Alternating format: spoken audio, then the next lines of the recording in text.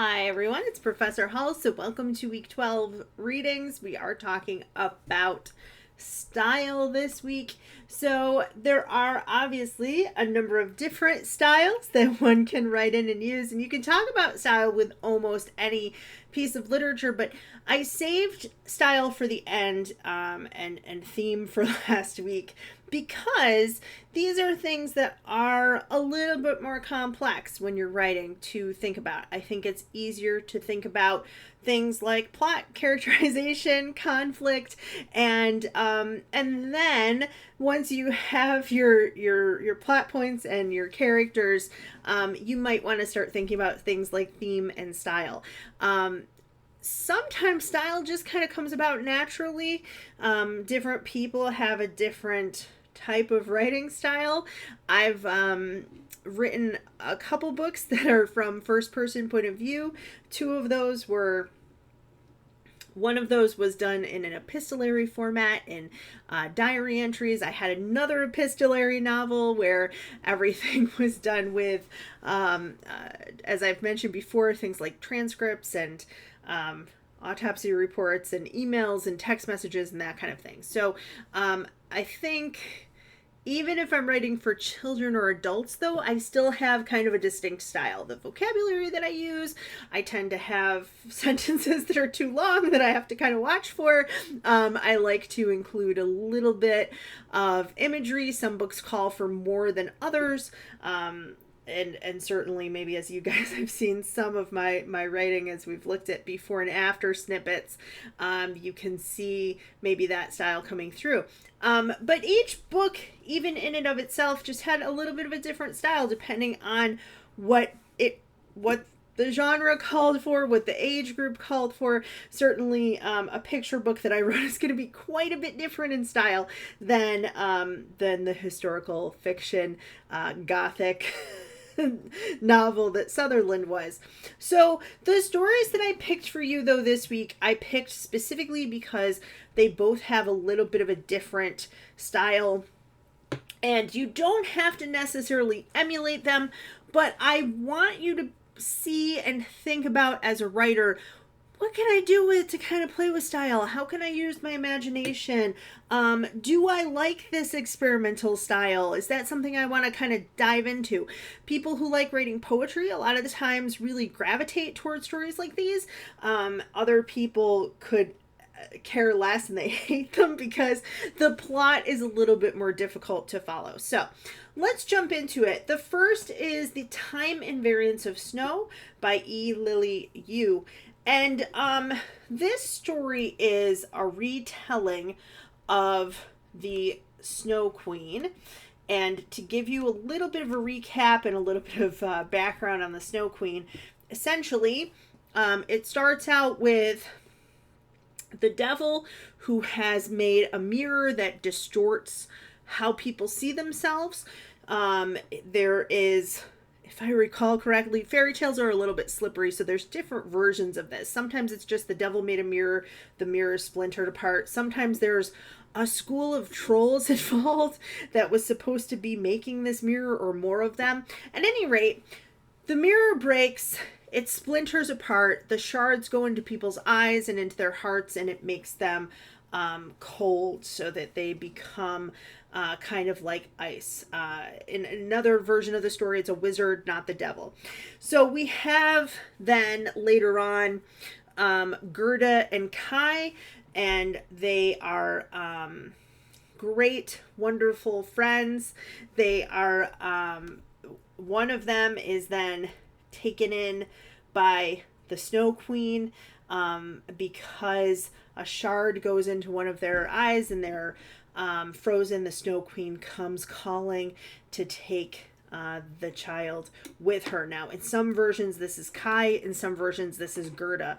But in our story, they're called K and G. So that's who it's referring to, Kai and Gerda. So we're going to go with Kai because typically in most of the versions I've read, he's the one that gets taken in. So Kai gets taken in by the Snow Queen, and Gerda, I keep wanting to say Greta, Gerda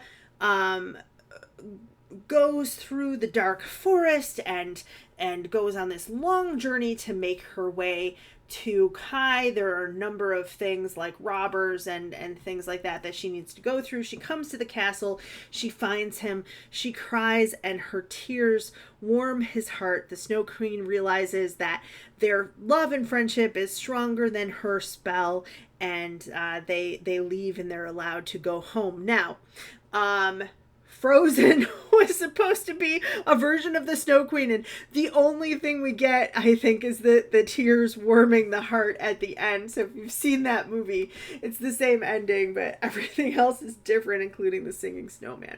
So essentially, we start the version of Time and Variance of Snow. We start with the devil and the physicist. Here we have some kind of longer paragraphs of descriptions, what's going on with this mirror, how it's distorting people, why the devil made this mirror, that kind of thing. But I'd like you to kind of notice her sentence structures in the beginning part of this. I'm just going to read you 2 sentences, but it's a little bit longer. So, once the devil made a mirror, for the devil was vain. That's sentence 1. This mirror showed certain people to be twice as large and twice as powerful, and 6 times as good and kind as they truly were, and others it showed 1/10 of their stature, with all their shining qualities smushed and sooted, so that if one glimpse of them in the devil's mirror, one would think them worthless and contemptible indeed. That's sentence 2. So we have a little bit longer sentences, but it is this weird, dark retelling of this fairy tale, and it's broken up into passages. So by the end of that section, we have this. Here's how the devil's mirror ends up working. The city burned. The woman was raped and raped again and murdered. A woman stood before men who would become her consuls and said, "Believe me, I was forced by this man." To be believed, she struck her own heart with a dagger. A woman stood before senators and said, "Believe me, I was." A woman stood before senators and said, "Believe." A black woman said, "Listen," and no one heard. A dusky child cried and no one comforted him. An indifferent cartographer divided up people's countries into everlasting wars. So each one of those sentences is its own paragraph, other than one of them that has 2 sentences, short, and the repetition of things to try to get her themes across. We later have K said blah blah blah, G said blah blah blah. There are not quotation marks. She's using a colon, almost like you would see in a play. So we have that kind of strange style. Then we have part 3, the ravens, and we have 1-word sentences punctuated with an exclamation point: imposter, pretender, usurper, unwanted, abandoned, discarded. And so I'd like you to watch for how the style changes, what the title is of each of these sections, how the sections are related, and how they kind of come together at the end to tell this story. What you can learn from this: how to vary your sentence structures, how to break up a longer story into sections of stories, because this really is less of a story and more of like vignettes or scenes kind of put together. And so I think in that sense, it's really interesting, the structure of the story and the way that it's told. Now, by part 6, we come to the Snow Queen, and there we come back to having some more substantial paragraphs, but some of the sentences are very short and quick. The way that she has a use of imagery that sometimes it's not there at all, and it's just this happened, this happened, this happened. Other times we have this sort of repetition of an idea. So for example, something cracked and crumbled. We have she's pursuing all her life, sometimes glimpsing, sometimes approaching, never grasping entire. Many sentences are left kind of hanging, with some sentences at least with a dash are left kind of hanging. But I hope that you I hope that you if you don't enjoy the style, because a lot of people don't like this story, but I think it's interesting the way that she's decided to do it.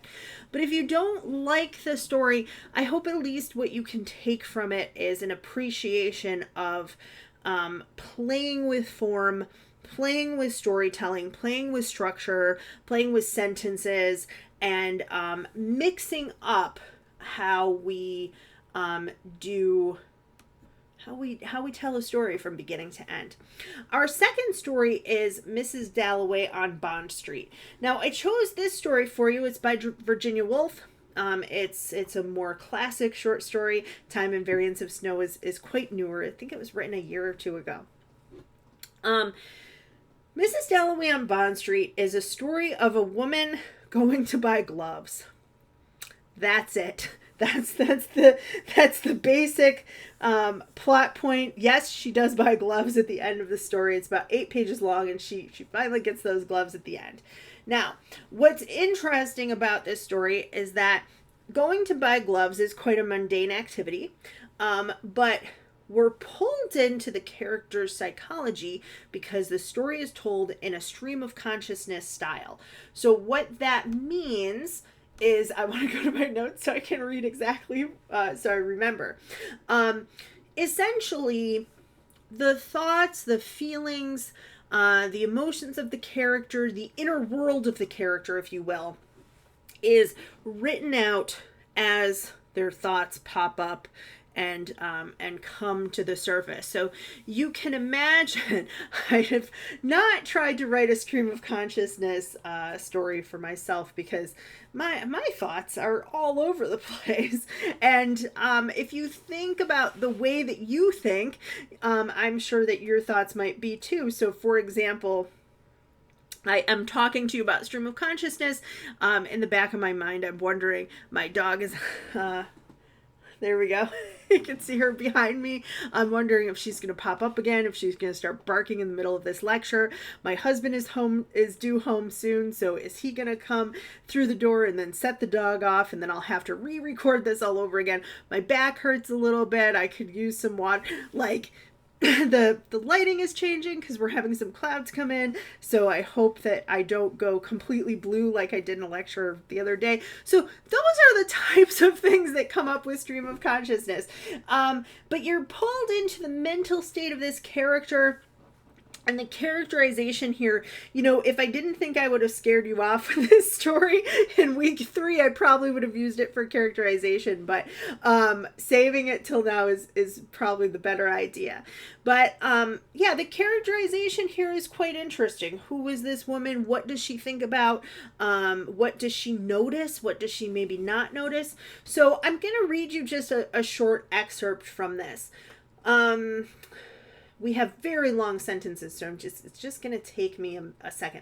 She passed through the Admiralty Arch and saw the end of the empty road with its thin trees, Victoria's white mound, Victoria's billowing motherliness, amplitude and homeliness, always ridiculous, yet somehow sublime.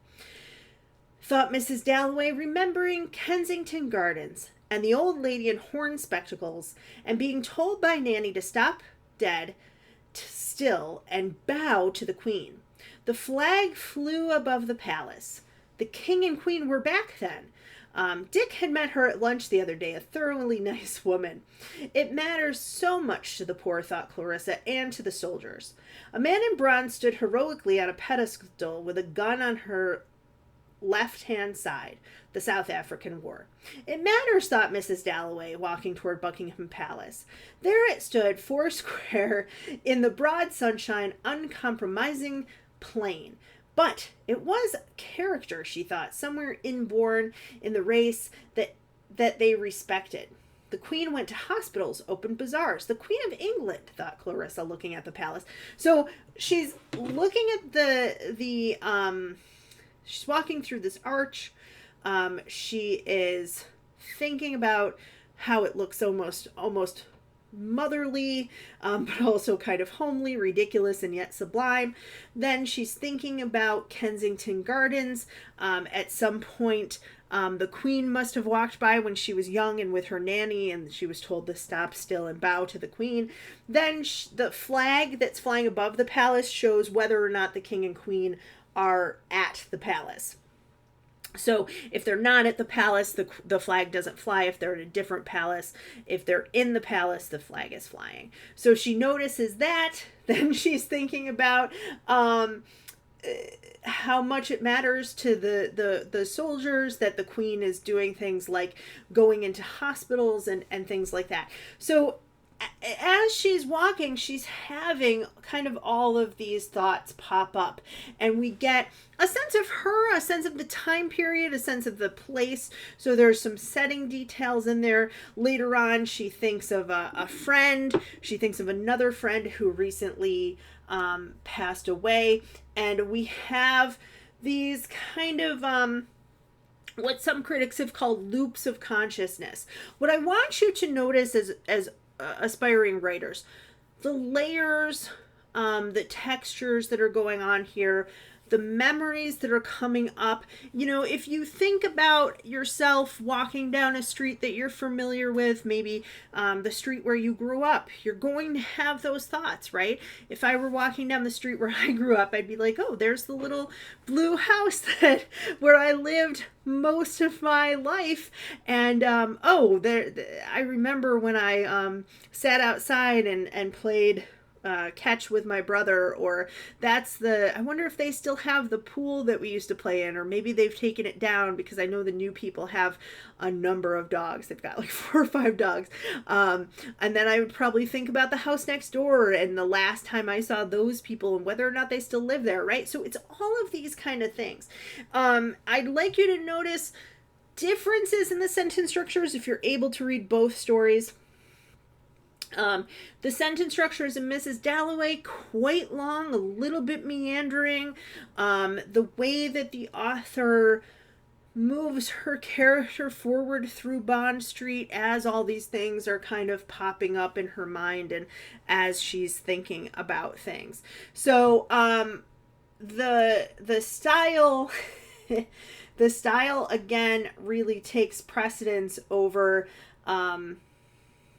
these gloves that she's going to buy, and her interactions with the shop girl that she has by the end of the story.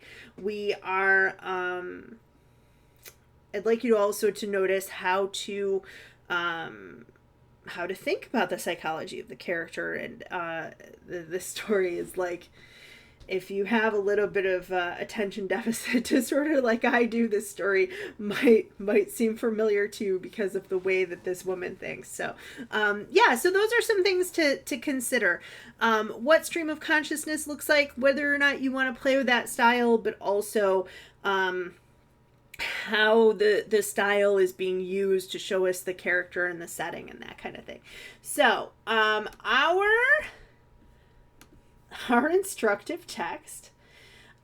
This is the only piece that I've given you guys. I have a couple excerpts and I talk about the problems and the recommended edits.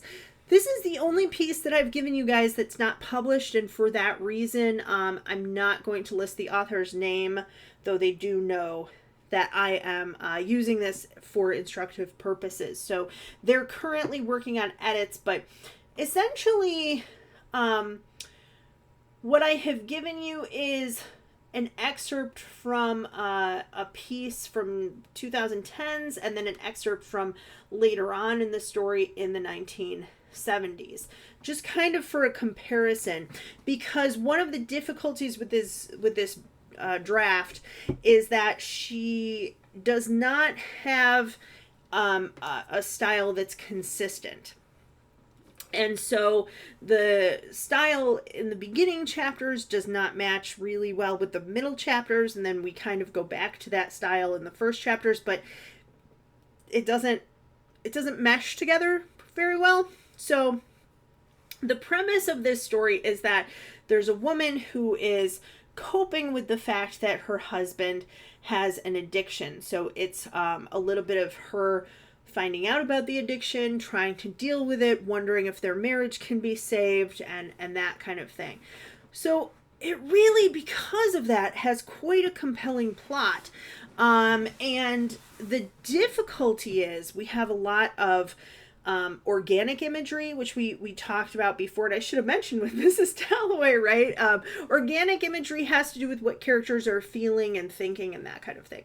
So we have a lot of organic imagery. There's a lot of what I call like pontificating or kind of mulling things over on the part of the narrator. If you've ever read Twilight, there's a lot of organic imagery in Twilight that speaks really well to teen readers, and did not to me as an adult reading it. I was kind of like, when is this girl going to stop whining? And it's sort of similar here. There's a really flowery, kind of overly descriptive style. Nothing happens for the first couple chapters. We have things like, there is a blank piece of paper before me, a blank canvas, so to speak, as the person is thinking about writing down their story. And quite honestly, you can just jump right into the story, man. You don't have to. You could have, even like with Mrs. Dalloway, something that brings up a memory and then go into the story. Or you can just start the story in the 1970s, where kind of the action begins to take place. So we have a style that is a little bit meandering, a lot of beautiful imagery in some cases, but it doesn't really do anything. We talked about that a couple weeks ago. And then the style of the second excerpt, which is a couple chapters later, is totally different. We have kind of a meet cute between these two characters, but then there are some little hints, little foreshadowing that there's something not going to really work out between them. We have hints about this person's the husband, eventual husband Jay. We have things about his personality. We see though how they're attracted to each other. So we have this really interesting, inciting incident. It's told with some details that give it some verisimilitude. It's told in a little bit more of a straightforward style, and I think, and hopefully you can see when you read it, I think that it works better. So I have in there what kind of doesn't work, and then some recommended edits, but I really would be interested in hearing your thoughts on this to see whether the first part speaks to you, whether you think that style works, whether you think the styles are not that different, whether you can kind of see the differences that I'm kind of describing or not. So hopefully you can see the differences, and hopefully you can kind of get a sense of what I'm talking about. Yeah, but I can't wait to see your thoughts on the readings. And I hope too that this lecture has helped to kind of explain what's going on, because both of the other readings, the short stories, can be a tiny bit confusing because they're so experimental in their style. So that's it. Hope that something in there inspires you, or inspires you to emulate it, or inspires you to just be like, no, not gonna happen. Either way, I can't wait to see your thoughts. Thanks, everybody.